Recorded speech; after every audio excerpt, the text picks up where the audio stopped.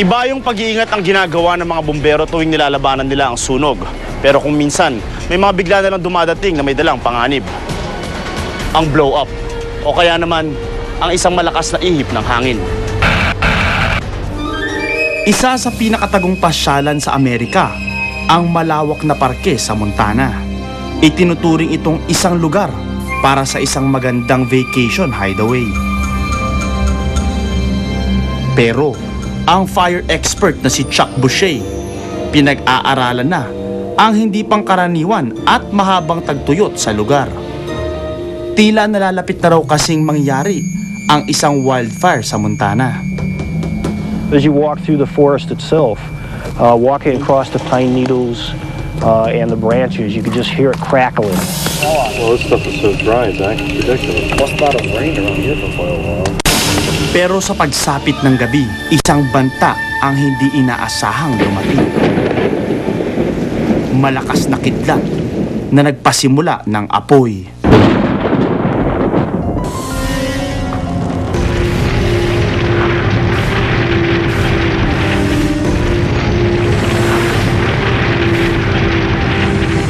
Noong una, sa matarik na bahagi lang ng Shepherd Mountain makikita ang wildfire. Helicopter lamang ang nakakarating dito.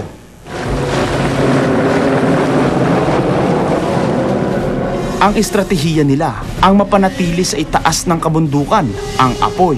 Pero makalipas ang 10 araw, nagbabadya ng makarating ang apoy sa lugar na tinatawag na Rosebud Lake.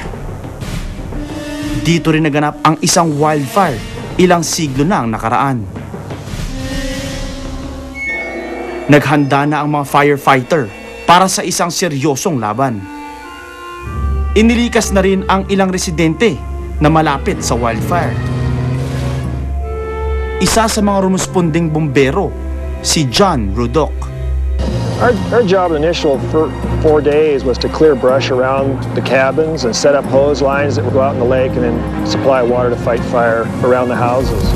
I have a water supply set up at Berkshire. You want us to relocate there?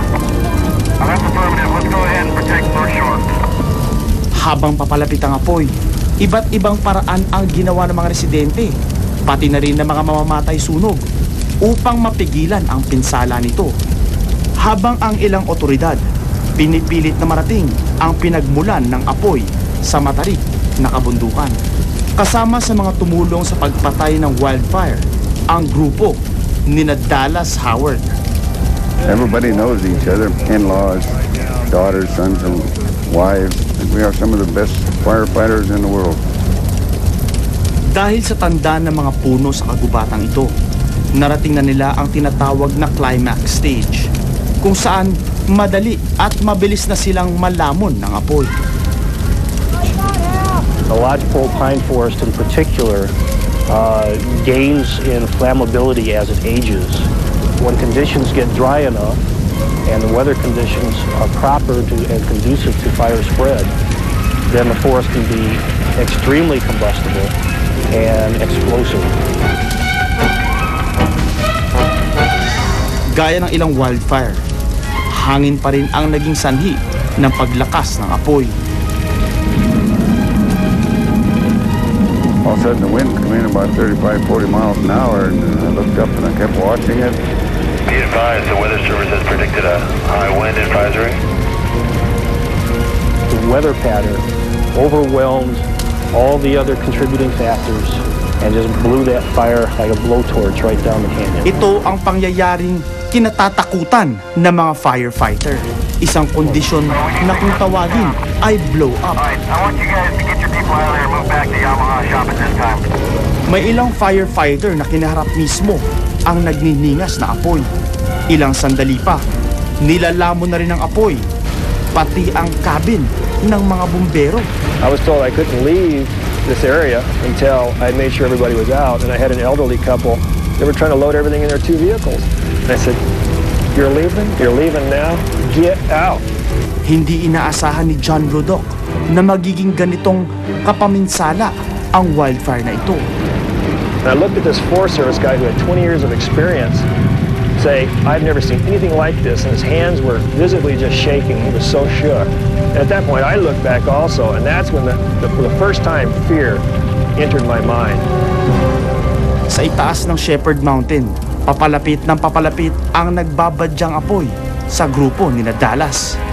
Mas naging mahirap pa ang kanilang pakikipagbuno sa apoy dahil sa matarik na bahagi ng kabundukan. It was an awesome sight. See that fire going there, looked like over a half a mile, almost straight up. The gases, see balls of fire and the smoke bouncing around. You have to be there and see it and hear it and feel it and smell it. The pine and the fire burning and the smoke and the roar.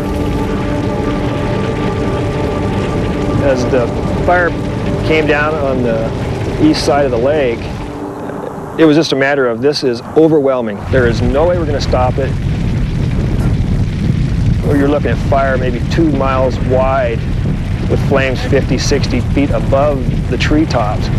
It was just unbelievable, like a sea of water coming down a valley at you, except it was fire.